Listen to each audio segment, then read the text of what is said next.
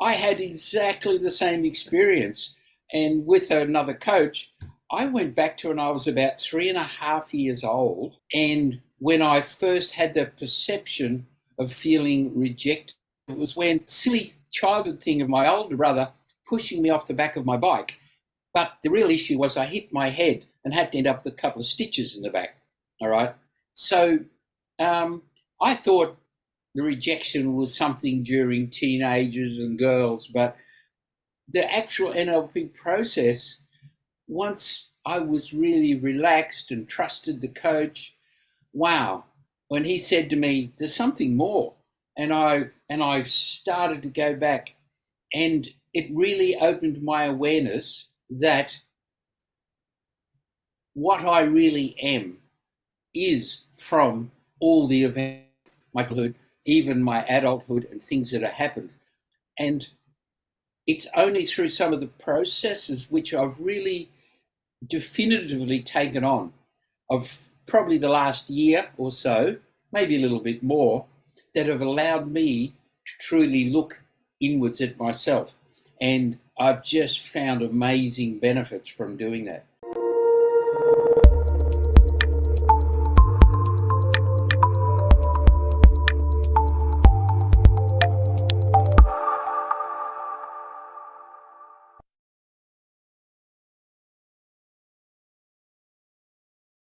So hence the topic.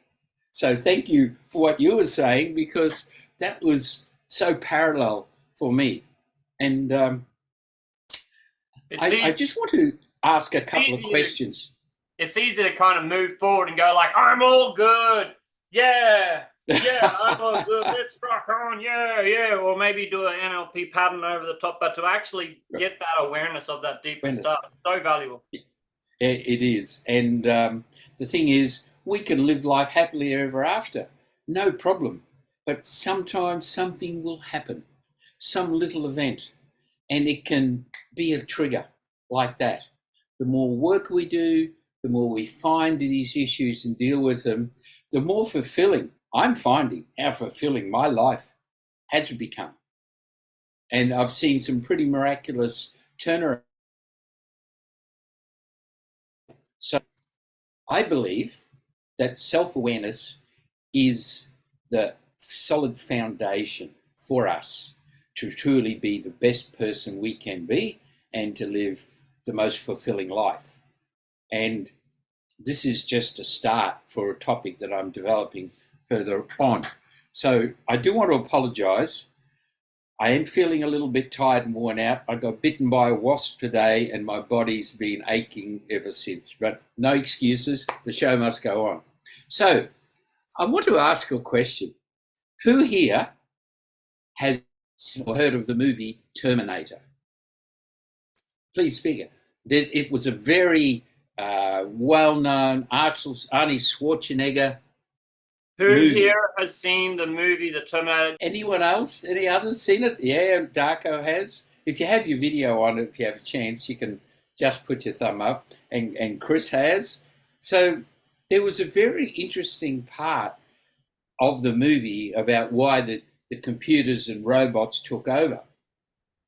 The phrase used was, this computer system became self-aware. And that always fascinated me. So this has been one of the triggers. So what does self-aware really mean?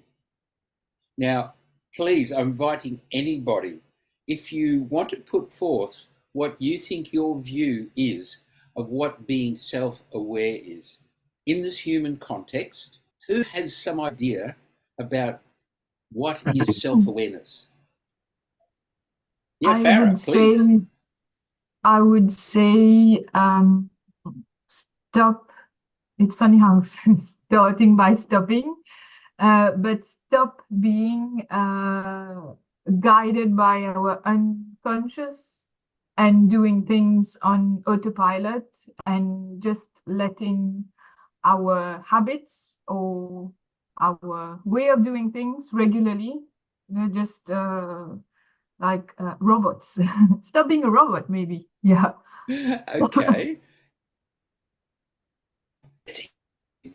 And That's becoming probably the aware opposite. of where we are right now and what we are Yeah, doing, and yeah, being conscious of the action that we are currently doing, things excellent. that we are saying.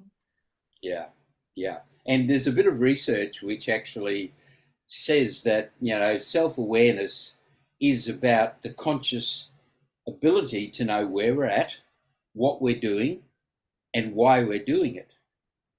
And yet, if I question people and I say, well, okay, you came here tonight, you were aware that this session was on. What was the thinking behind? Did you just come along because it's an interesting topic and you know me? Or was there really something in the subconscious that said, hey, this really might be useful? So my interpretation of self-awareness, is particularly from the human being construct, is that we can think about what we've been thinking about. So the real depth of self-awareness is being able to analyze our previous thinking, looking at why we've had that thought, being able to question it, and was there some action that caused that? And I don't see many people, if I mention that subject, who actually utilize this ability. So the reason I'm presenting this topic is to help with a couple of tools to be able to look at that depth. Now, Darko, you were just going to say something? Yes, I'm thinking, I'm researching self-awareness a lot of time, and some authors are saying that self-awareness is knowledge, What do you think about this? Because all the things we are doing, we are searching, we are reading, and we are becoming more knowledgeable. So when we have knowledge, we are aware about something. If there is no knowledge, then we are unaware. I totally agree. And it's experience and the learning and the delving into ourself, which provides the knowledge. The more knowledge, the easier it is, the more understanding, the more breadth of our development. So I think you're spot on. And that's why I think this is what I've said is the foundation of true ability to be happy in the world, to have fulfillment, because we know what we are, and we often know what situations we trust ourselves not to get into. So that awareness is about our capability, what we can do, and the stronger the knowledge, the more breadth of it. I agree totally. So thank you. Yeah, great point. So I actually have a couple of other notes here I've been contemplating today. So how do we, though? We've had thoughts. I think most people here would have had a situation where they've done something and go, why did I do that? I've had it where I've reacted to a person's suggestion or something to me that was derogatory, and it's triggered. And I've looked back and I've apologized because I said, oh, I'm sorry. But wow, that wasn't very good behavior for me. I'm sorry. Happy to talk about it. And I've had these things happen. And then the process of NLP and my learning has provided me with a tool that we're going to practice later. And that is looking internally and being able to look at and find what that trigger was and where from. And then even potentially ameliorate it, deal with it, soften it, and understand it. As I was using a coach, I know that I can deal with something immediately. So that's what fascinates me with the self-awareness topic, is that we do now have tools to be able to deal with it. Jay, can I chime in?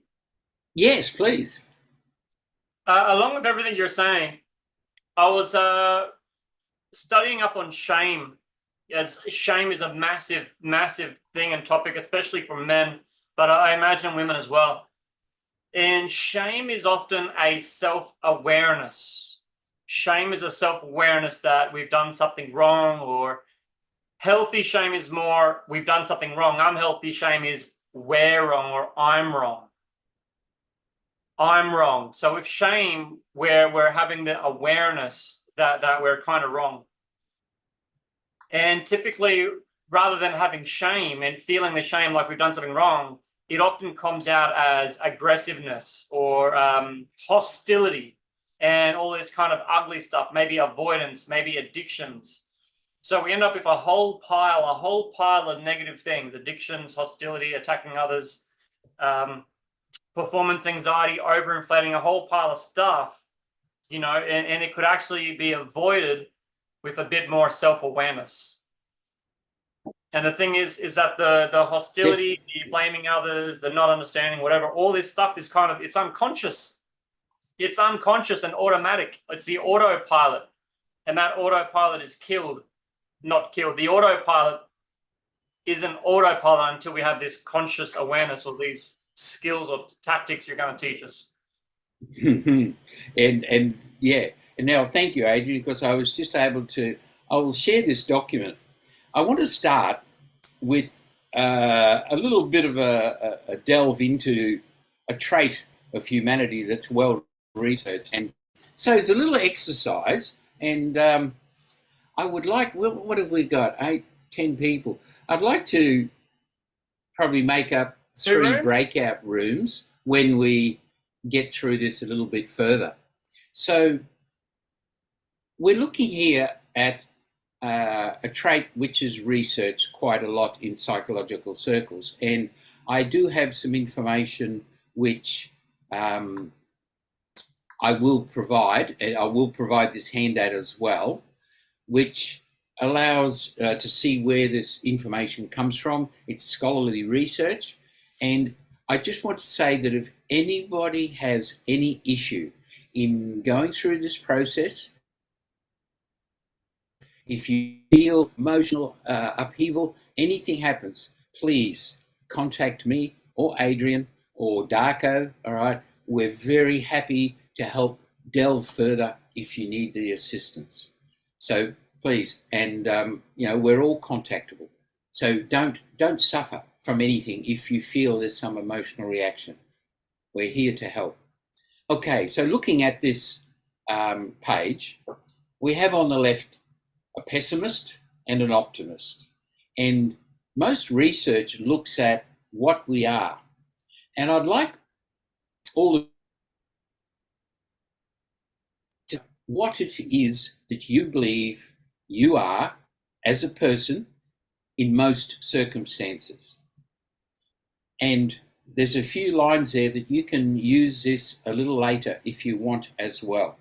So the idea is to think about situations that you have, that you happen in your life, and how you think of that circumstance. Do you have a positive viewpoint? Is it realistic? Do you feel, oh, I don't like that, or these things never go well? Generally have a pessimistic outlook. So I'll just take a few minutes to think about and look at what side of the equation that you might find you predominantly fall into. And this takes a little bit of a search into yourself and a little bit of self-honesty. And I will add that I tend to think that I'm an optimist. But the reality is, in life, in my operations, I often operate from a pessimistic viewpoint. And my pessimistic viewpoint is that I'm a problem-oriented thinker. If I got a project, I will look at what I believe might go wrong, and I will prepare to deal with those circumstances. So it's not a negative aspect. And I like the words problem-oriented thinker because it sounds much better than someone saying, oh, you're a pessimist. But I've used that viewpoint to my advantage. Now, please, if anyone has anything to contribute, look at this. Next in a moment. Any viewpoint, and I'd love to hear what each of you thinks that you are in this dichotomy, really. There's two separate things. What do you think, Adrian? What are you? Yeah, one important area of my life, actually an important area I'm not getting the results I want, I'm much more of a pessimist in. And most areas I'm optimist. And now, as you said, I'm using the word I'm an optimist or I'm a pessimist, but I'm not a pessimist or an optimist. It's just the way of operating. But yeah, I'm operating rather pessimistic in one area and I'm operating really optimistic in most areas. Mm. And that's an excellent expose of the reality when we look at the way we operate as human beings. All right, let's move on. Anybody want to share anything on that? If you, how you feel and what you are? And any patterns, because of the pattern I see is the area I'm pessimistic is where I have the most kind of challenges. Correct. Anyone else have that? Where you're not getting the results, you're pessimistic? And for the coaches here or people making money in personal development, are you optimistic about making money and making money? Exactly. I think I am an optimistic. I think I'm all the time, even if I am like focused on solution, as you said, like trying to trace all the dangers around. Deep inside, I know that things are going to be right at the end. If they are not right now, it's because not the end. And I use that for all my life and all parts of my life. So I think I consider myself an optimistic. Mm-hmm. And that's going back to what Darko said before, the more knowledge we have, the more ability we have to be more optimistic, because we know that we can actually handle most situations that come up. So interesting that way. So if you can't read it, in psychology, the most commonly used optimism-pessimism construct is dispositional optimism, which is generally the tendency to expect positive outcomes as opposed to dispositional pessimism, which is the general tendency to expect negative outcomes. Dispositional optimism or pessimism refer to broad, stable, individual differences that are influenced by interactions between environmental and genetics. Early interest, so there's a mention of genetics in there. Early interest in dispositional optimism, pessimism arose from its role in self-regulation models. Because of our expectations drive our responses during goal pursuit, especially when we encounter obstacles. Optimism is associated with a wide variety of positive outcomes, including better mental, physical health, motivation, performance, and personal relationships. Optimists typically show more persistence and approach focused ways of coping with short and long-term stress. There are several other psychological concepts also labeled optimist pessimism. There's a large research literature on unrealistic. Here's one for you. Large research on unrealistic optimism, which is sometimes referred to as comparative optimism, because it is defined as being more optimistic about one's own future outcomes than about others' future outcomes. Unrealistic optimism is positively related to optimism, but shows.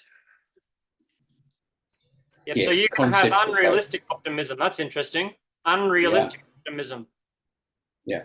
So if I just stop there for a moment, Adrian. So if we think as coaches and looking at even our own life, this concept of realism comes into it. And I've added this concept into a diagram we'll see later. And if we have this trait as a coach, we'd probably not allow this to perpetuate, because we have ways of looking at what we are. And as Darko says, the more knowledge we have, the more awareness we get, the more situations we've challenged ourselves in and continually looking at improving ourselves, we've got what's a fairly solid basis for true self-understanding. And that's where the tools of NLP really come into it. If we look at what it says here about the negative side, the pessimism, and it's linked to depression and those issues of society that we're finding prevalent in a large part of the demographic. So pessimism relates to the negativity, the downplay of our happiness, of our sense of well-being. So this one is quite important as a basis for my understanding of people who actually have difficulties with life. And I've come across a lot of them in men's group. I spend a lot of time with men in once a week in circle, bring their issues and look at life in ways that their background takes them to, whether whatever event it has, trauma from military service, that provides the filter.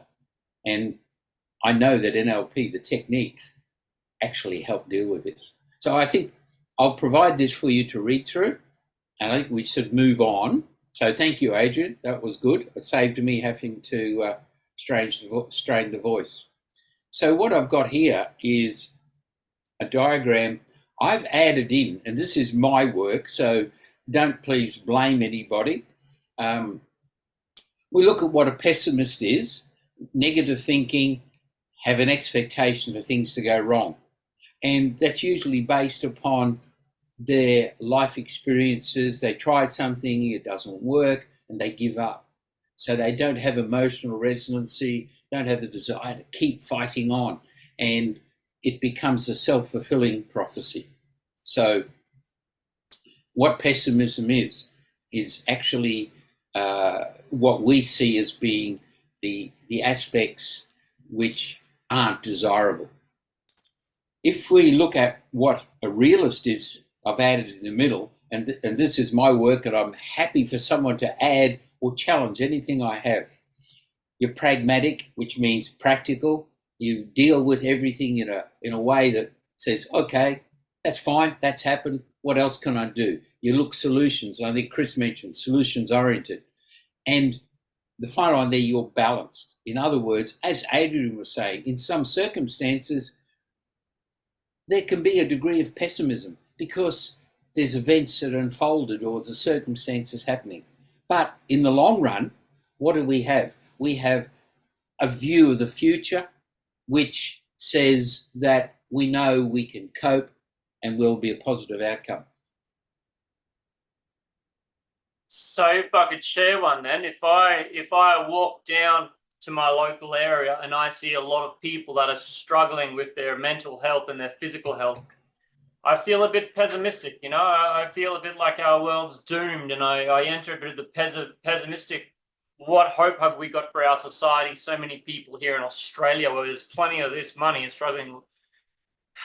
I feel down, I feel pessimistic, but then I come to a place like this, I feel optimistic, and I find myself balanced again in the middle. Mm. And this realist concept is one I think that helps a transition. Is that in my experience, if I deal with someone who has a pessimistic outlook, the move to realism is the first step. And optimism is future pacing, is looking at what we do and then giving people the future, something to look forward to. And I use the words hope and faith, and they mean different things to people. When we add realism to it, we start to understand, I'm not that. That's just a name. I'm not that, but I operate in my life. So our awareness develops further of self. And then we start to look at what are the things that's happening in our life and how do we deal with them. So I like the concept because it becomes a tool to use. Chris said it as well. Like Chris said, if something negative happens or something bad happens, she goes out, she takes a bigger picture. Yep. Bigger picture, you know, things will work out the way. So if it's the realisticness is real, bigger picture, it's all going to work out fine in the end. And most often, if you notice what's happening in the world, the people who achieve, who do well, have an optimistic outlook. And it's the old saying is, you never fail, you just fail to continue on with doing it. All right, you only fail if you stop. It's like optimism allows you to keep going, keep fighting on, and eventually success is usually the outcome. But some people won't. And I think as a coach, that's our responsibility. So here there's some references which I have read one of them, and there's quite a good, the first one, individual differences in social behaviour. Quite good, a fairly old one. It's been around since about 2012. So I've had a scan of it. So if anyone wants any further material, plenty more. And the actual PubMed reference has some further info as well. So on this page, and like I said, I will share this. That's the other bit of research on, we're looking at the mind level basis, if there's some connection between being optimistic or being pessimistic. Part of awareness of self as to the way we have this basis understanding, which I believe leads to a lot of the way we move forward in our life. So it's quite an interesting subject. So what I'd like to move on to now, and I'm going to stop sharing that screen, and I will try to work out and put that back into the sharing side of the chat a bit later, or I'll send it to Adrian and get him to do it. So there's a little bit in the bottom of that gets really interesting for me. It talks about left and right hemisphere of the brain linked with. I'll get that later and share that out. Yeah, right. Anyhow, I just found it so fascinating as I started, and I had been working on this for a while. Okay, so how do we deal with when we deal with the situation when we've had that circumstance where we've had some trigger? And from my own experience, what I've found is that when I've had something I'm doing, and I'll share the experience of myself, I came to the realization driving my car, I was actually getting angry. So I was affecting myself when I saw dangerous driving behavior. And I noticed it's probably building up for a couple of years. When I see people drive in the city of Brisbane, there's a 4-lane highway, people weave in and out traffic, and as soon as I see some stupid driving, I hit the brakes and I back off and I make sure I'm out of the way. But I'm giving myself an emotional reaction. I'm getting angry, I go, and I swear a bit, there's no one else in the car, and I verbalise it as probably my way of dealing with it. And a little while back, I was saying, why am I doing this to myself? I'm so aware that anger is a negative for my body. And I dealt with this in a process a little more at the recent training in Bali.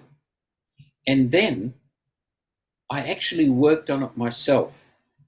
And I was able to go back and find an image of why it was, what had happened, the trigger. And I'm going to take us through the process that I used, which is a reframing. And I want to read a little bit of information that Adrian will probably like. I'm going to read from the book. And it's called The Frame. the agreement frame. We work as if we're going to reframe our way of being, our perception. Sorry, I lost the word, but our reference, our belief system. And the agreement frame is part of our training. And I'm going to read you something. It is not so much about what happens to you as to how you think about what happens. And that was Epictetus, AD 55. And Adrian put that into some of the texts that we used. And again, these little things start to, trigger. So the technique of dealing with this attitude of ourself or a actual event that's having an effect in our life is reframing. And I'm really finding great affinity with self-reframing, if I use that terminology. Now, Adrian, please, that's my words of using it. And it's called the end-step reframe in the NLP terms. So just for those that we have a frame, and as you might see, if you look on the Zoom, you see me inside a frame. And maybe my frame has a yellow border around it. Sometimes people will see people, and perhaps based off their color or their race or they're from or their clothes, people automatically put on a certain frame.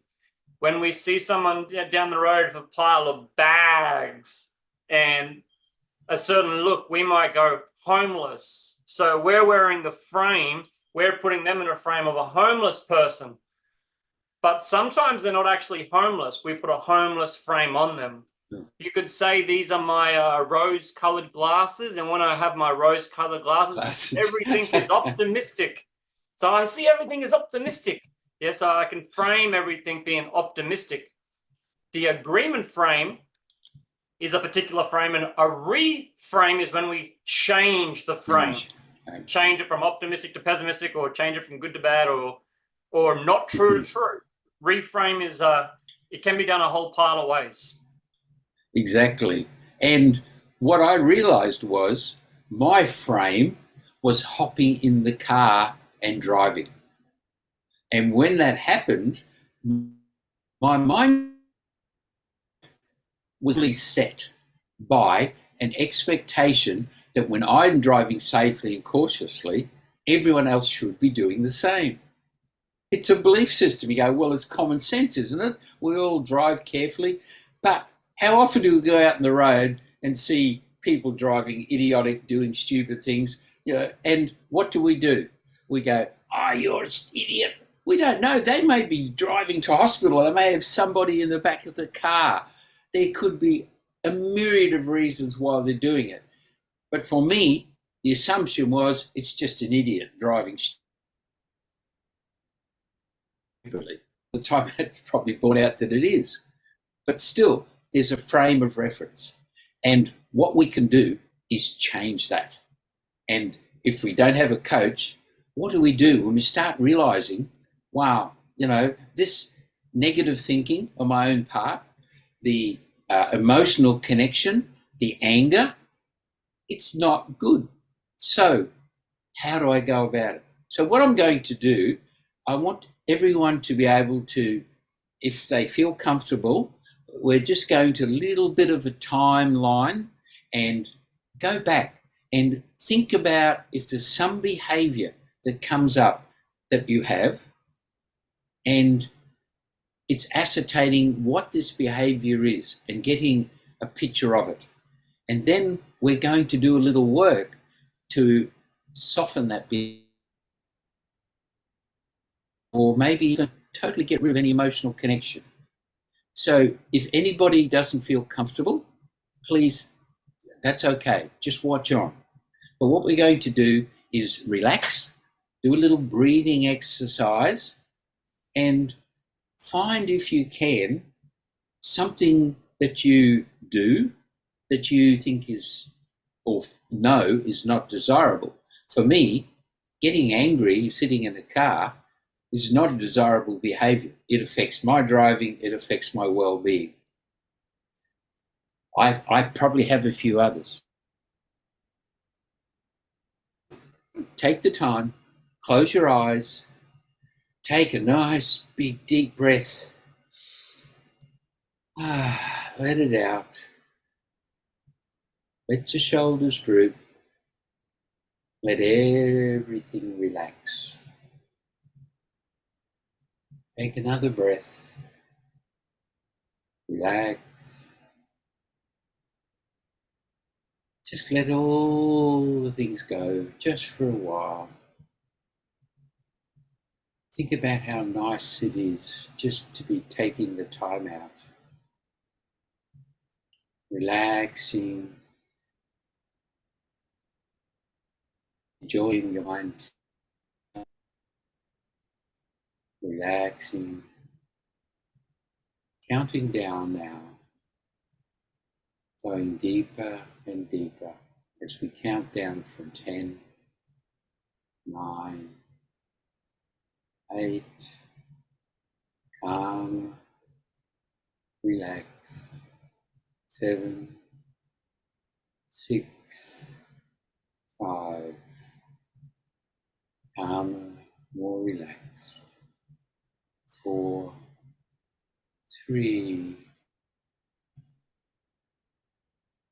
2, 1. Now, totally relaxed, listening to everything I say. Let your mind wander back to a time, perhaps when you felt you reacted, or some behavior that you know that often happens within you. And perhaps you don't understand why. I want you to think about that occurrence. I want you to create a vision of that memory. Look at that. Where do you see that? Bring that vision front, lift up a little, picture that circumstance. See what it was. Look at that image and have a clear understanding that it's not a behavior that you have. Know that this behavior is one that can be changed. When you have that clear vision of that behavior, just let it go, let it go, let it go, fade away. But you know now, your awareness is of that behavior that you would like to change. And while you're letting that go, keep that there's a positive intent for all of these behaviors that we have. There's a reason that we have this behavior. If you can find what that positive intent is, if you can analyze and think that that behavior has some intent,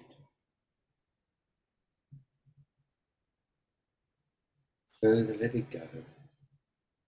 Just let it go.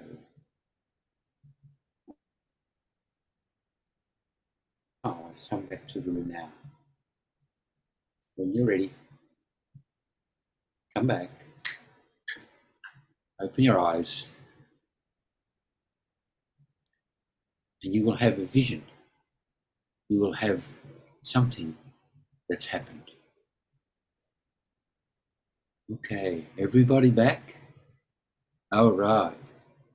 Now, I want you to get up out of the chair you're sitting in and look back. I want you to stand up. Come on.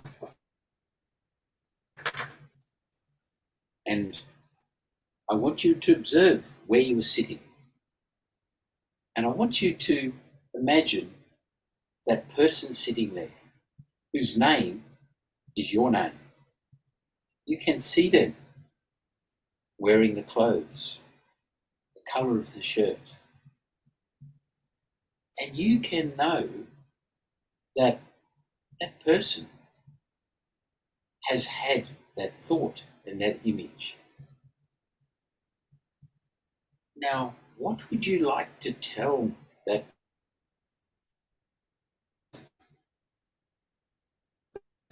behavior, that event?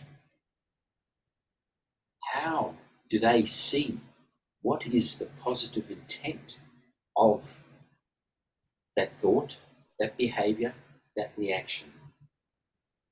Ask them, truly, how is this behavior serving you? What is that positive intent? What would you say? Take the time, tell them perhaps what can be done.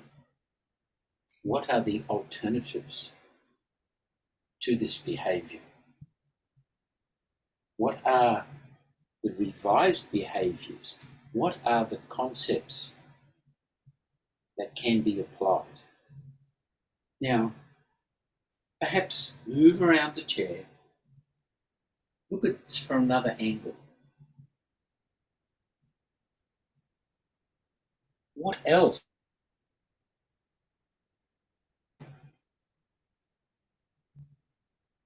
that you might suggest to this person? What are the suggestions that you have when you look at the situation? Take a little time, come back to where you first stood up. See if there's anything further that you could suggest.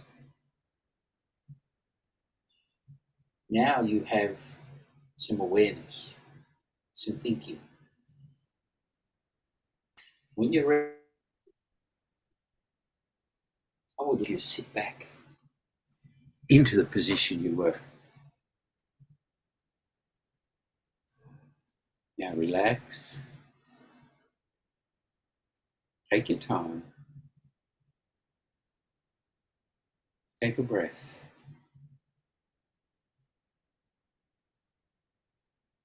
Now think about that behavior, that circumstance.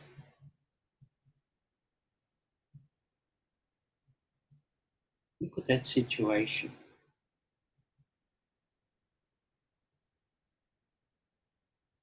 How does it feel now, knowing that there are some alternatives? What can you do? Can you perhaps find the real cause? Take your time. Maybe let your mind wander back. Why did this behavior surface? Was there another time, previous experience that's linked? Does some vision, some image come to mind? Let your mind and your subconscious work through that. If you find there's some other vision, just bring that forth.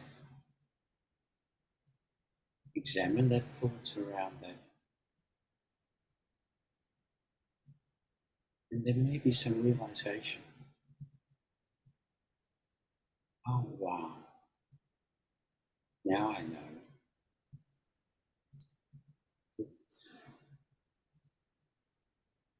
So now I know perhaps why I'm behaving that way. Okay, how can I deal with this? I now have those thoughts. I now know.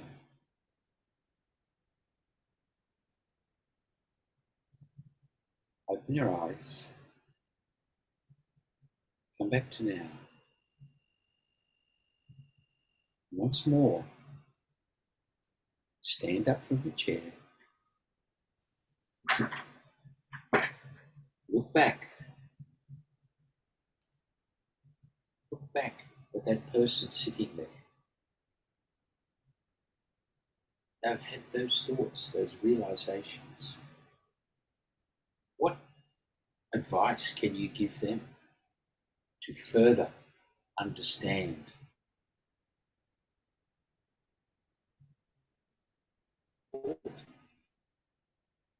To soften? How are you feeling? How is that person feeling? Can you understand why this behavior exists? Ask them, are they okay? Will you feel right? Once more, sit back into the chair.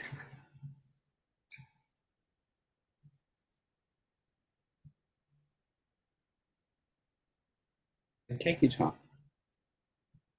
Does anybody want to discuss what's been going on with them and any issue that you would further like help with, that you haven't been able to resolve yourself? And this process is called first person, our own realization. Third person, looking back at the situation with the clarity of seeing this person and what is behavior with the knowledge of that person from what we call the third person viewpoint. And this technique can be used over and over again. And each time you may find yourself going deeper and getting a better understanding. And when you stand aside and look back, you can understand truly what the circumstance is, how to resolve it, and what awareness comes within yourself.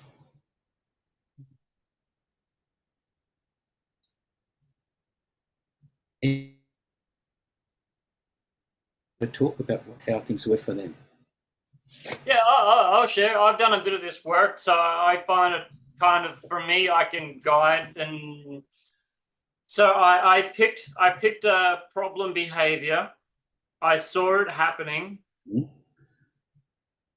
I felt the response. I stepped down. I saw it from a third person, and I gave this guy in the chair some advice and some suggestions. But I had a really good light bulb moment, you know? I had a really good light bulb moment regarding that. And then about 5 minutes later, I also had the realization of the root, like the root cause, where it came from.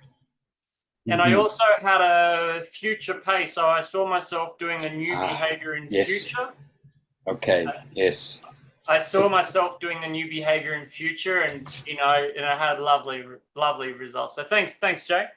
That's right. And you mentioned the point that I was going to use, and I hadn't brought in yet, but we have time, is that when we decide the alternative behavior, this technique of future pacing, looking at the way we want to be, and that is an integral part.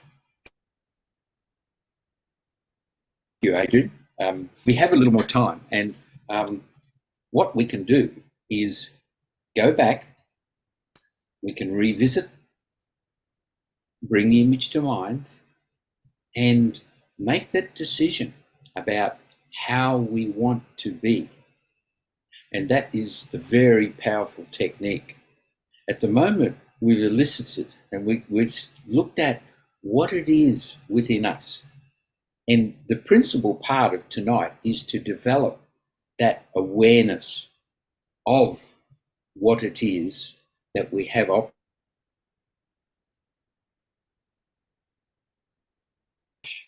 that we can do for ourselves to be able to elicit what state we get into. And there is a process that we use called state solicitation, and it's so powerful. So what we might do is, we have the time at the moment, is there anybody that has any issue that they I think really Chris feel they want to deal with? Yes. Oh, Chris, sorry. Yes. Chris or Jenny going to share what their thoughts? I can share my experience. I feel everything that you are presenting here, my logical brain is working and finding other connections, and I'm kind of like, I need to say that, I need to write that, I need to share, and it makes me very anxious that I should be sharing, but I'm not. And then going deeper into the emotion that's under this behavior, I think that I never felt really hurt by my parents, and I'm still not hurt by them, but that's the way they used to raise kids in the past, right? Kids are just kids. Yeah. They are not hurt. And I think that's why I feel the urge that I have to share, because if I don't share, people are not going to listen to me. So what I understood is that I have to keep calm, even if I have a lot of things to share. And I'm trying to figure out how I'm going to do this. I don't have the answer right now. But at least I got to the root of the... Well done. Yeah, well done. Yeah. Thank you for... So when you were saying that, I immediately went back to the words of my parents going, kids should be seen and not heard. Get outside and play. I think I must have resolved that one quite some time ago. I have a laugh at it. That's my way of looking at it. But it affected me in the upbringing I gave my children. I always sat and talked to them. So it's interesting how these things are there, that we base our frame.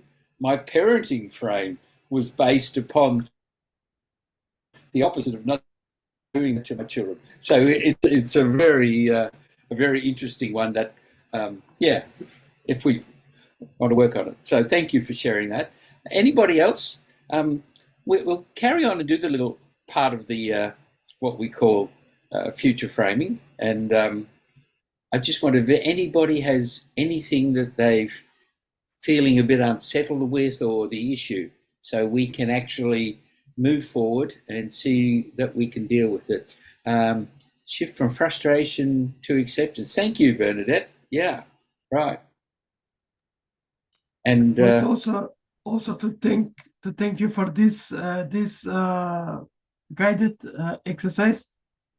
So I give also some realization I'm facing with some negative behavior, but the point is I hate everything, every tools in my mind, but while you guide me and ask, pick one thing, and I decided what I will do.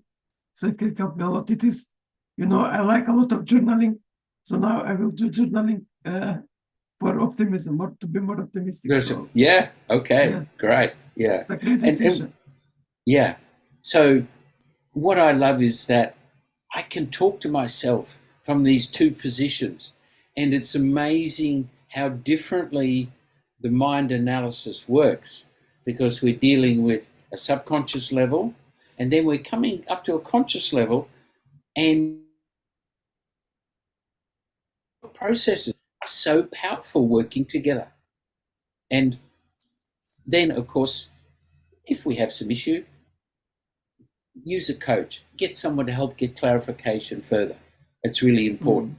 No matter how excellent we are as coaches, or what we do, and the ability to use this process, please be open to reaching out to somebody. As I've said, anybody here, if they have something come up, my contacts are available through the Motivate community. Adrian, Darko, who's quite experienced at dealing with it. I believe Chris is. Oh, and Bernadette. There's a new lady there. I didn't recognize her. She's got a short hairstyle. So, yeah. So, look, we do have a little time. Everyone wanting to, we'll go back and look at this and look at a new behavior. If we had that behavior and there's feeling any issue, what we're going to do is go back, relaxing. Let's look at and understand what is the behavior that we would like in the future. So take the time once again just to relax.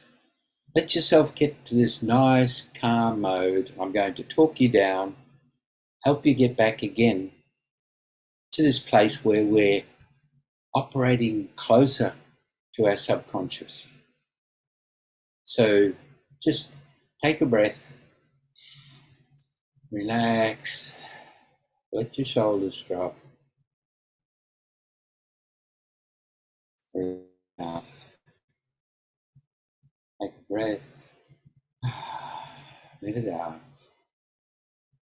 counting down, 10, 9, 8, 7, relaxing, calm, 6, 5, 4, 3, 2, 1. Now calm, productive mind state, remembering the behavior that we want to shift, focusing on that image that we had, softer, that we've let drift away, but we know that we've exhibited that behavior in the past. Now, I would like you to think about, and if you can, create an image. Perhaps next week, when the situation occurs again, how are you going to be?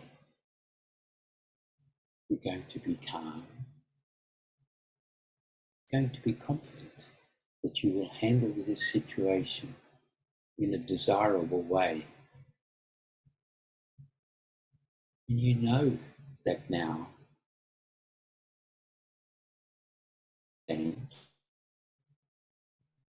that you have the ability to behave and to not react, to be the person you want to be, to have the ability, looking forward, knowing that you now have the tools to be able to create the person you want to be, behaviors that you want to exhibit. And you are amazing. You just have what you need, and that will always be there for you. It will be there next week. It will be there next month. Moving forward, we will have the behavior you desire and the ability to always deal with any of those situations. Take a nice breath. Let that sit there. Let that positive behavior, positive outcome be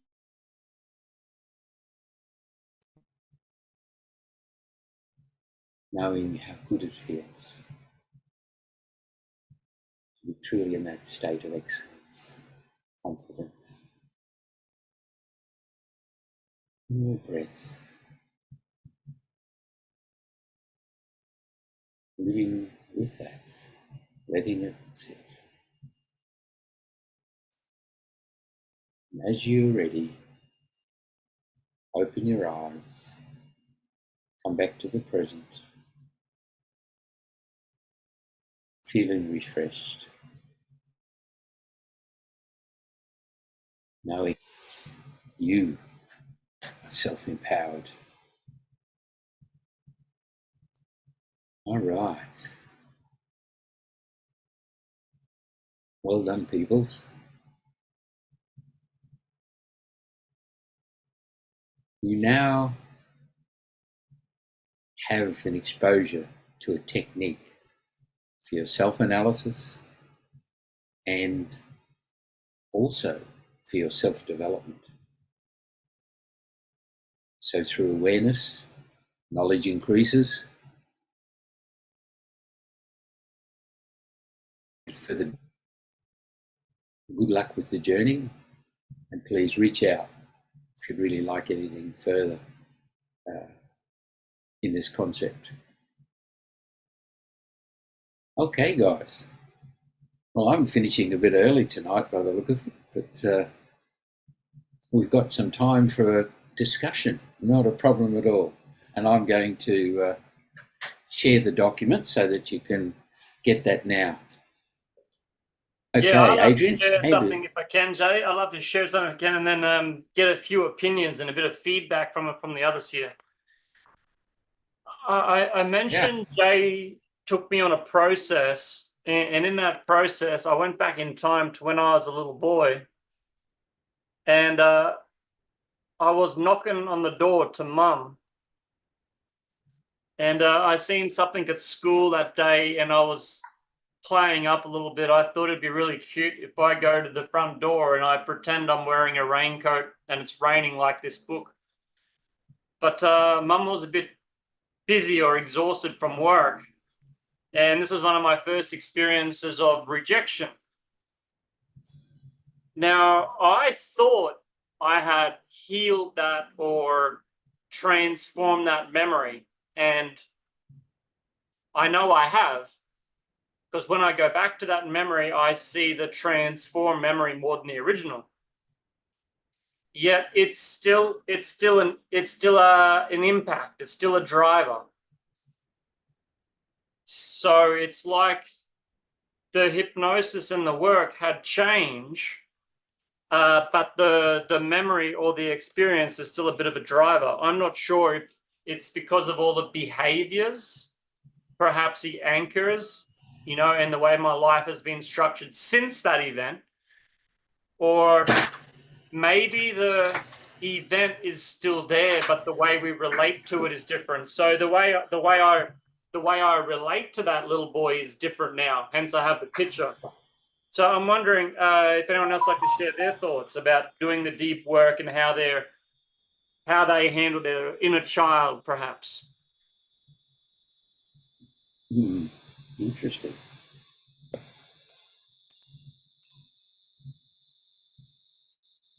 Yeah, I wonder if that's one of the core drivers for Elon Musk, Darko or Chris, anyone want to share your thoughts? Have similar experience?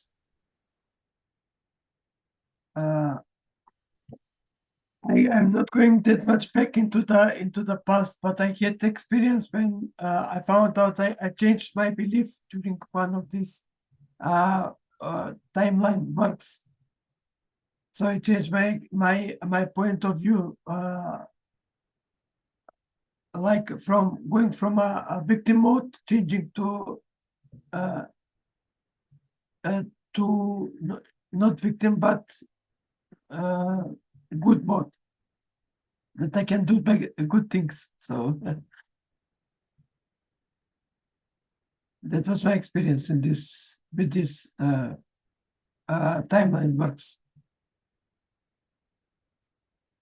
Yeah, I think that, as I said in my presentation, you cannot erase a memory. The memory is there. What you can do is to reframe, as Jay said.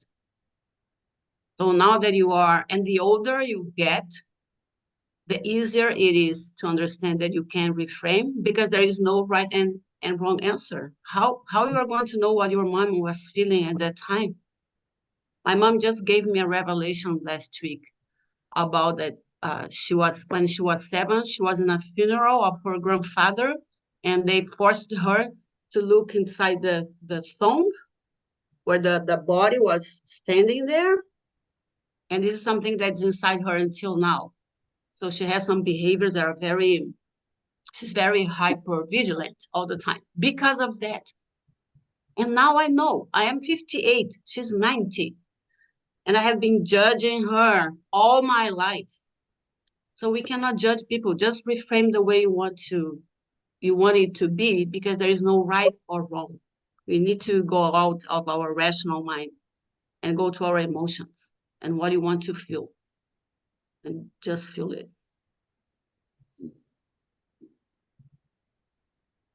And I'd just like to add something too on that. Something I've discovered is that through using this process a bit over these last few weeks, that my memory is based upon my childhood emotions. And when I revisit it and look at it from now my adulthood, and I find that it automatically just seems to happen that the realization is it was really nothing. So I created that, which I've carried on. But when I've revisited and looked at it from an adult perspective, it just seems so silly. So the actual revisiting and understanding it, it's like being an automatic, oh my goodness, how silly for me to think that way. Because that's all I had at that time in my childhood emotional state and knowledge. And I think the point that Darko made before is the greater knowledge we have, the so much easier it is for us to look at what we think has been or that we find has been a trigger and then examine it. And once we just looked at it, the emotional part of it just dissipated. So it's so powerful in itself that it's not hard work. So, yeah, it's something that I'm still, you may find in my voice, I'm just amazed at it. It's just a beautiful experience that we can do this ourselves.